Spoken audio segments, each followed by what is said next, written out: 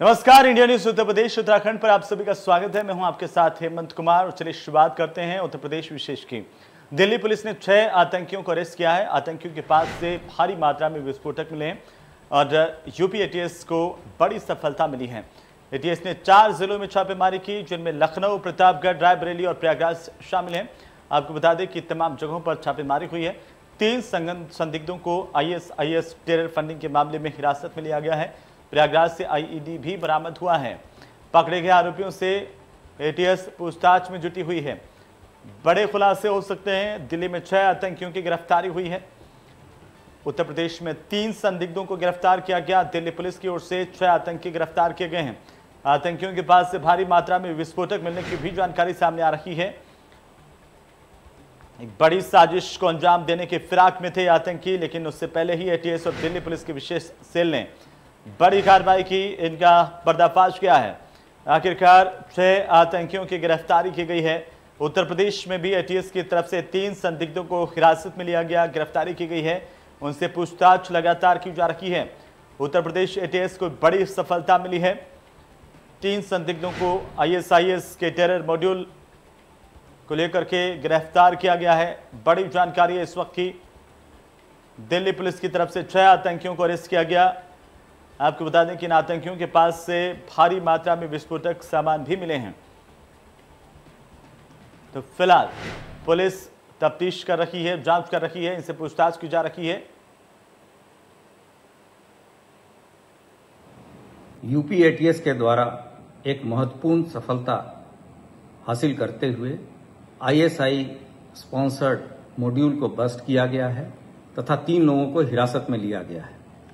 यह सफलता उस समय हासिल हुई जब 4 जनपदों में एक साथ रेड की गई। ये जनपद लखनऊ, रायबरेली, प्रतापगढ़ तथा प्रयागराज हैं। एक लाइव आईईडी भी प्रयागराज जनपद से बरामद हुआ है, जिसको मौके पे बॉम्ब डिस्पोजल स्क्वाड के द्वारा निष्क्रिय या निष्प्रयोजित किया जा रहा है। आगे की पूछताछ जारी है।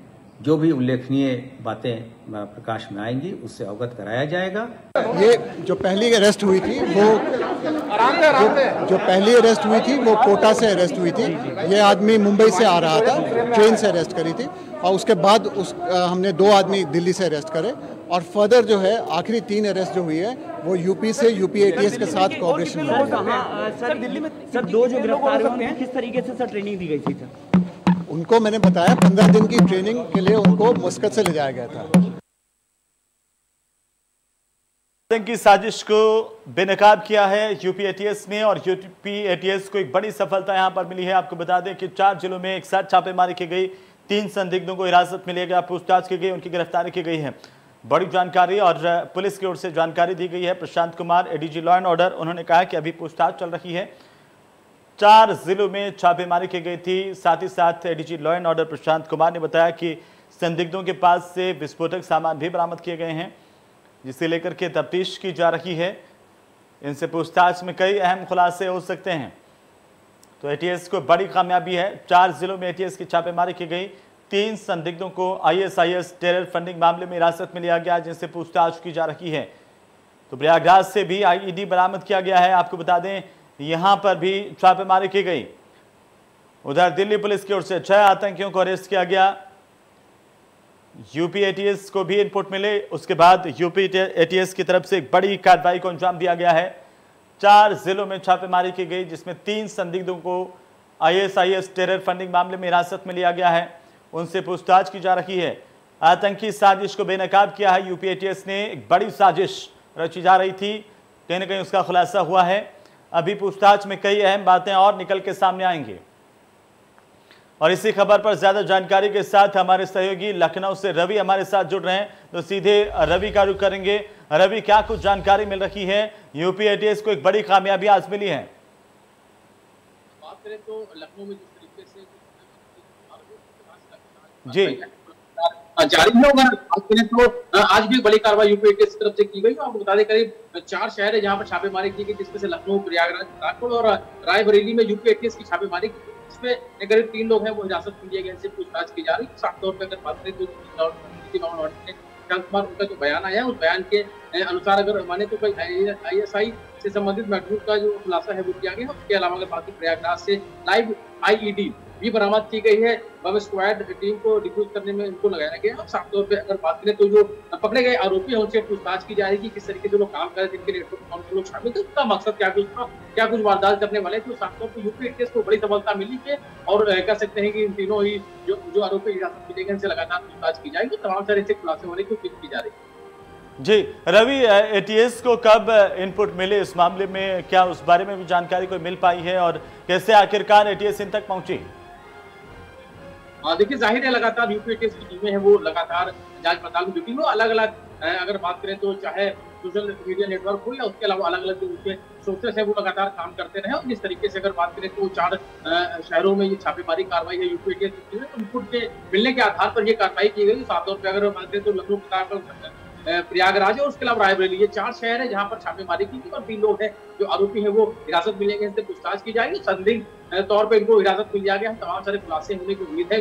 कुछ चीजें बरामद की हुई है। साफ तौर पे उन सारी चीजों को संबंधित पूछताछ है वो लगातार इन लोगों से की जा रही है। और इन लोगों के नेटवर्क में कौन कौन जुड़े हैं, क्या कुछ इनका मकसद था, किस तरीके से लोग काम कर रहे थे, नेटवर्क में कौन कौन लोग हैं, कौन कौन लोग इनके टच में रहे, तमाम सारे सवाल है। उन सवालों के जवाब है यूपी एटीएस की टीम में कंगाल नहीं कह सकते। बड़ी सफलता जरूर यूपी एटीएस के हाथ लगी है। बिल्कुल रवि, और ये भी सामने आ रहा है कि इनके पास से भारी मात्रा में विस्फोटक भी बरामद हुए हैं। क्या एक बड़ी साजिश थी यहाँ पर आतंक की जिसका पर्दाफाश यूपी एटीएस ने किया है? देखिए जाहिर है बड़ी साजिश जरूर मानी जा सकती है। और खासतौर पर जिस तरीके से लगातार यूपी एटीएस की पहले भी काम करती है, हाल ही में जिस तरीके से अगर बात करें तो लखनऊ समेत बाकी जगहों पर जिस तरीके से कार्रवाइयां हैं वो की गई हैं। और साफ तौर पर अगर बात करें तो लखनऊ समेत 4 शहर है जहाँ पर छापेमारी की कार्रवाई यूपी एटीएस तरफ से की गई। 3 लोग आरोपी है वो हिरासत में लिए गए। संदिग्ध तौर पर ये आरोपी है, इनको हिरासत में लिया गया है और तमाम सारी ऐसी चीजें हैं बरामद हुई है, चाहे आप बात करें चाहे IED भी बरामद हुई। उसके अलावा अगर बात करें कुछ और चीजें हैं वो बरामद हुई। और साफ तौर पर अगर बात करें तो जिस तरीके से ISI से संबंधित मॉड्यूल के शामिल होने का वो इसमें मामला सामने आया है। अब इन तीनों लोगों से जो पूछताछ है वो की जाएगी। साफ तौर पर तमाम सारे खुलासे हैं वो इनकी पूछताछ के दौरान सामने आ सकते हैं। बिल्कुल रवि, अगर पिछले दिनों पर नजर डालें तो पहले भी एटीएस की ओर से लगातार छापेमारी की गई है, कई लोगों की गिरफ्तारी हुई थी। क्या इनके तार भी उसी तरह से जुड़े हुए हैं? और अगर इनकी बात करें तो ये ISI से पूरे संचालित हो रहे थे, एक बड़ी यहाँ पर आतंक की साजिश को अंजाम देने की फिराक में थे, लेकिन उससे पहले यूपी एटीएस ने इनको बेनकाब कर दिया है। देखिए शायद यूपी एटीएस ने बड़ा खुलासा जरूर किया है। और तमाम सारे जो सवाल है उन सवालों के जवाब यूपी एटीएस की टीम मेघालय की जांच पड़ताल की जाएगी। 3 लोग हिरासत में लेकर उनसे लगातार पूछताछ की जाएगी। साफ तौर पर इससे जुड़े हुए कौन कौन लोग हैं, किस तरीके से क्या नेटवर्क चल रहा था, लखनऊ, रायबरेली, प्रतापगढ़ है, प्रयागराज है, क्या कुछ संबंध रहा है इन तीनों पकड़े हुए लोगों का। साफ तौर पर इनके साथ जुड़े कौन कौन लोग हैं, मददगार उनके साथ उनको लोग हैं वो। बिल्कुल रवि, आप हमारे साथ बने रहिए, मैं फिर से आपका रुख करूंगा, लेकिन इस वक्त हम प्रयागराज का रुख करेंगे जहां से हमारे सहयोगी संदीप हमारे साथ जुड़ रहे हैं। संदीप, यूपी एटीएस की ओर से एक बड़ी कार्रवाई, अगर प्रयागराज की बात करें, क्या कुछ अपडेट है यहां से आपके पास?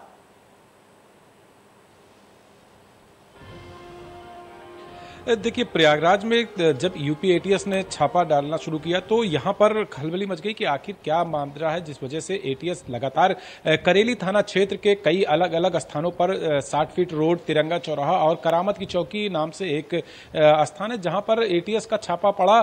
यहाँ से लोकल फोर्स भी उनके साथ थी जिससे वहां पर हड़कंप मच गया। बाद में ये पता चला कि कुछ संदिग्धों की बात यहाँ पता चली है जिसको लेकर एटीएस यहाँ छापा डाल रही है। यहाँ पे एक मदरसा संचालक है जिनके घर पे भी एटीएस पहुंची थी, उनके परिजनों से पूछताछ की और वहां के लोगों से भी पूछताछ की तो एक पता यहां पर किसी संदिग्ध को भी उठाया गया है। लेकिन अभी फिलहाल लोकल स्तर पर प्रयागराज में कोई भी इस बारे में कोई बोलने को तैयार, ना कोई पुलिस अधिकारी इस बारे में कोई बात करने को तैयार है, ना ही वहां की जो आम जनता है, जो अगल बगल के लोग हैं वो इस विषय में कुछ भी बोलने या बताने को तैयार हैं। फिलहाल प्रयागराज के कई अलग अलग स्थानों पर करेली थाना क्षेत्र के अलावा नैनी थाना क्षेत्र में भी कई जगह एटीएस ने छापे डाले।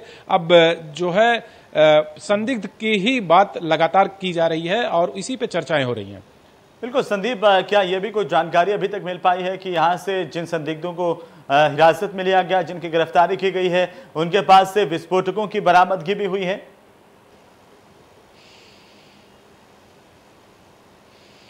चूंकि एटीएस का मामला है इसलिए यहाँ पर लोकल जो भी पुलिस अधिकारी हैं, जो भी यहाँ पर उच्च अधिकारी हैं, वो इस विषय में कुछ भी बोलने को तैयार नहीं है। हमने कोशिश जरूर की थी एसपी सिटी से बात करने की, लेकिन एसपी सिटी ने भी यही कहा कि हमसे फोर्स मांगी गई थी और हम उन्हें फोर्स हमने मुहैया करा दी थी, लेकिन किस मामले को लेकर यहाँ पर एटीएस ने छापा डाला था और वो कौन सी बातें थी जिसको लेकर एटीएस यहाँ पहुंची थी और किसको उठाया, कितने लोगों को यहाँ से एटीएस ने उठाया है या उनके पास से क्या बरामदगी हुई है, इस सब चीज पर फिलहाल यहाँ पर कोई आधिकारिक तौर पर जो है पुष्टि नहीं हो पा रही है।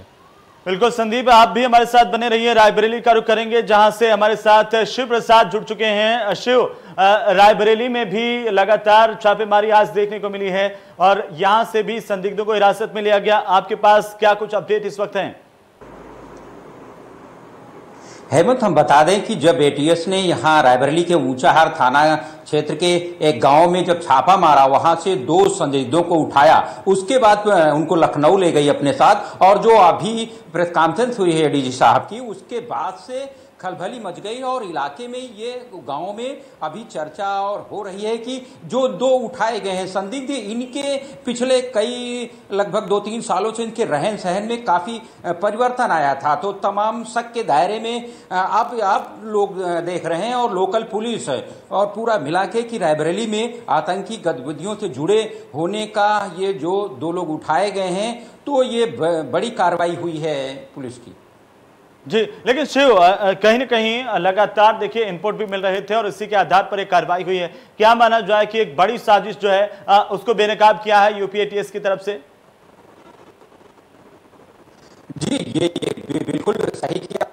यूपी एटीएस खुफिया तंत्र जो मजबूत है और बीते कुछ महीनों से ये निकल के आ रहा था कि आतंकी गतिविधियों में जो लोग शामिल हैं, जब से कुछ लोगों को पहले या जो विभाग है काम कर रहा था, उसने रायबरेली से जब प्रतापगढ़ उठाया, प्रयागराज, उसके बाद जो रायबरेली में छापेमारी की गई है, तो रायबरेली के अन्य इलाकों में भी अब लोग कुछ चर्चाएं कर रहे हैं। इसके अलावा जो जांच कर रही है एटीएस की, उसमें क्या निकल के आता है, अभी तो जांच कर रही है।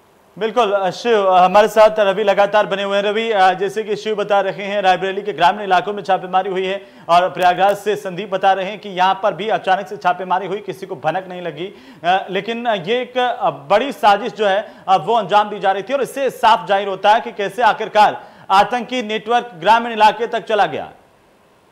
देखिए, उत्तर प्रदेश में 2022 के विधानसभा चुनाव होने हैं और चुनाव से पहले तमाम सारे खुलासे हैं, चाहे हम एसटीएफ की बात करें, एटीएस की बात करें, लगातार एजेंसी है वो लगातार काम करी। यूपी एटीएस की अगर बात करें तो हाल ही में कई सारे खुलासे किए हैं, चाहे लखनऊ में संदिग्ध आतंकियों की गिरफ्तारी से लेकर तमाम सारे मामलों का खुलासा हुआ है। उसके अलावा अगर बात करें जिस तरीके से अभी ये 4 जगह गिरफ्तारी, 4 जगह से छापेमारी की गई, उसके बाद 3 हिरासत में लिए गए, उनसे पूछताछ की जाएगी। साफ तौर पर बड़ा नेटवर्क है वो लगातार उत्तर प्रदेश में काम कर रहा है और यूपी एटीएस की टीम हो वो लगातार इन पर नजर बनाए हुई है। साफ तौर पर कहीं ना कहीं इनपुट मिलने के बाद ही जो कार्रवाई है वो की गई। साफ तौर पर छापेमारी के बाद खुलासे हुए, 3 लोगों को हिरासत में लिया गया, उनसे पूछताछ की जाएगी। इसके साथ कौन कौन लोग शामिल रहे और किस तरीके से इनका नेटवर्क वो काम कर रहा था। एक लाइव आईईडी भी बरामद हुई है। उसके अलावा बात करें तो इनके साथ जुड़े हुए तमाम सारे ऐसे लोग वो हो सकते हैं। और साफ तौर पर अगर बात करें तो यूपी एटीएस तरफ से एक बड़ी कामयाबी जरूर मिली है। इस तरीके से बात करें तो उत्तर प्रदेश के 4 शहर हैं, जो जिन 4 शहरों में यूपी एटीएस की टीम ने छापेमारी की, उसके बाद ये 3 लोग हिरासत में लिए गए हैं। माना जा रहा है उत्तर प्रदेश के और भी जिले ऐसे हो सकते हैं और भी सारे खुलासे और हो सकते हैं। इसमें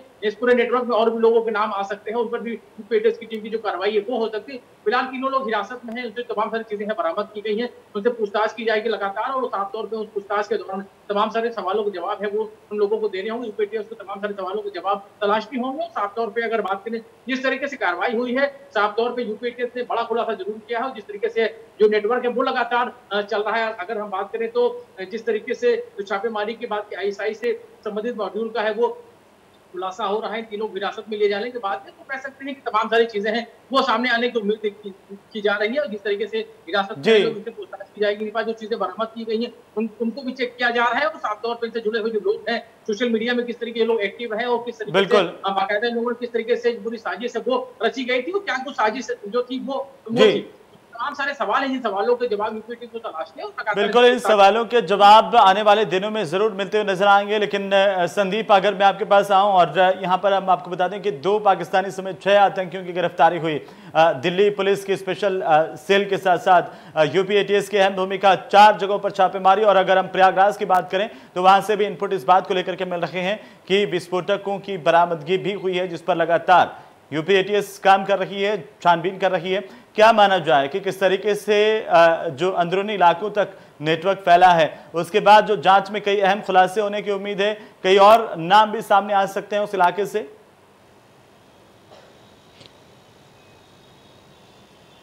जी बिल्कुल, ऐसी संभावनाओं से इनकार नहीं किया जा सकता है, क्योंकि जिस तरीके से यहाँ पर संदिग्धों के लेकर छापेमारी हुई और यहाँ से लोगों को गिरफ्तारी हुई और साथ ही विस्फोटक भी बरामद हुए, जैसा कि प्रेस कॉन्फ्रेंस में बताया गया है। तो जो यहाँ पे मदरसा संचालक है सैफुर रहमान, उससे अगर पूछताछ की जाएगी तो स्वाभाविक सी बात है कि अन्य लोगों के जुड़े होने के भी जो है तार यहाँ से मिल सकते हैं।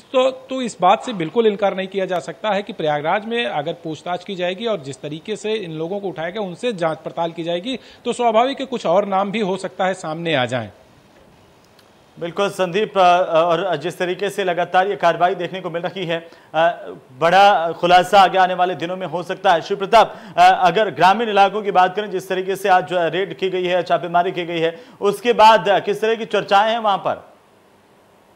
चर्चाएं तो ये है कि गांव के लोग कुल मिला के अब जागरूक हुए हैं, क्योंकि ये बड़ी कार्रवाई जो एटीएस ने की है, खुफिया विभाग ने की है।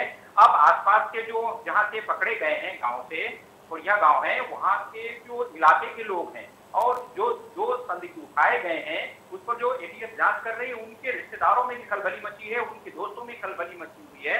कहीं न कहीं ये भी इससे इनकार नहीं किया जा सकता है कि अभी जो पुलिस जो एटीएस जांच कर रही है उसमें और भी बड़े खुलासे होने की उम्मीद जाहिर की जा रही है। बिल्कुल शिव प्रसाद, बहुत बहुत शुक्रिया हमारे साथ जुड़ने के लिए। रवि, आपका भी शुक्रिया। और संदीप हमारे साथ जुड़े, संदीप आपका भी शुक्रिया। कुल मिलाकर के 2 पाकिस्तानियों समेत 6 आतंकियों की गिरफ्तारी हुई है यूपी एटीएस की ओर से, एक महत्वपूर्ण कामयाबी। और आगे आने वाले दिनों में और भी कई बड़े खुलासे आतंकी नेटवर्क को लेकर के हो सकते हैं। फिलहाल मुझे दीजिए अनुमति, नमस्कार।